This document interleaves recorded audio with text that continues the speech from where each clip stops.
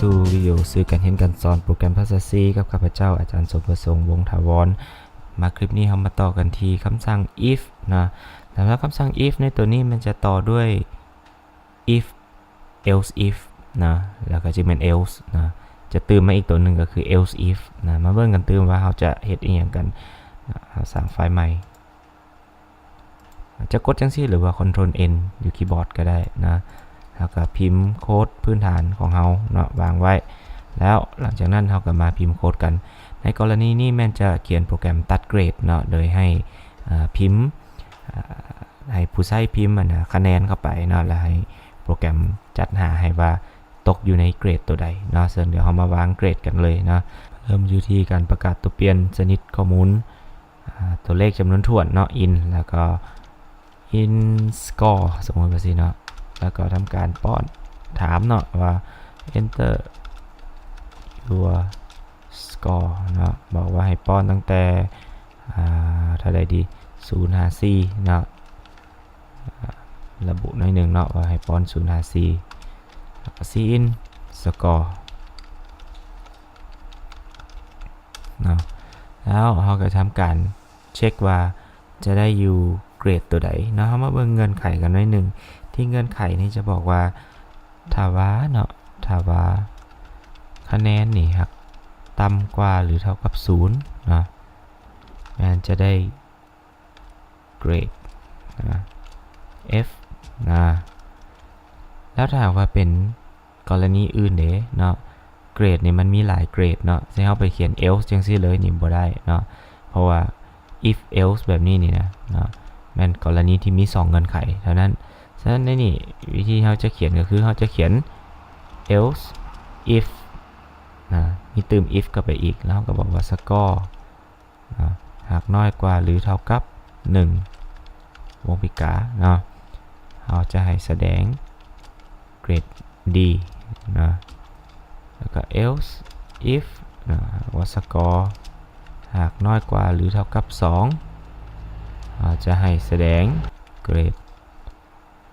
C นะ else if นะหาก score หากน้อยกว่าหรือเท่ากับ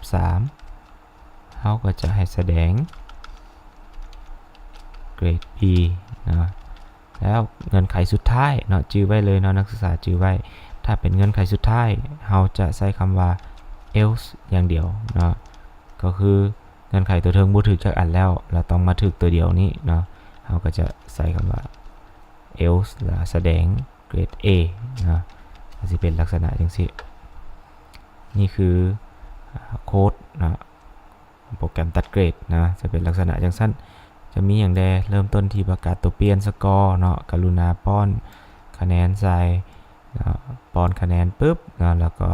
มากวดกันว่าจะตกเงื่อนไขที่1บ่หรือเงื่อนไขที่2หรือเงื่อนไขที่3หรือเงื่อนไขที่4หรือเงื่อนไขสุดท้ายนะถ้าตกเงื่อนไขที่1ผลที่ได้คือเกรด F ตกเงื่อนไขที่2ผลที่ได้ก็คือเกรด D ตกเงื่อนไขที่3ผลที่ได้ก็คือเกรด C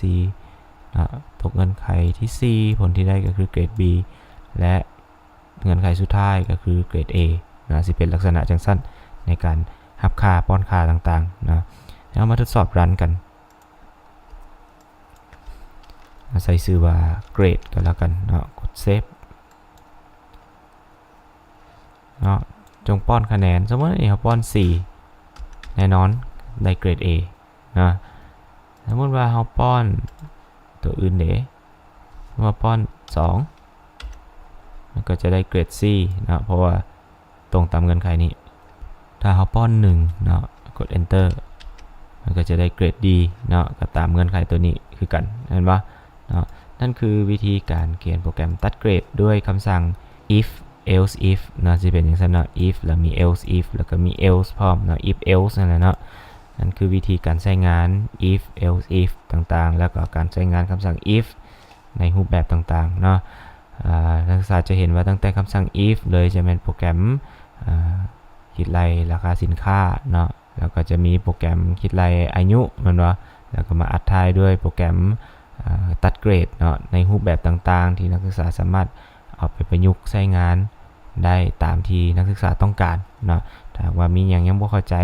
ยังมีข้อสงสัยสามารถคอมเมนต์ถามได้ตลอดเวลา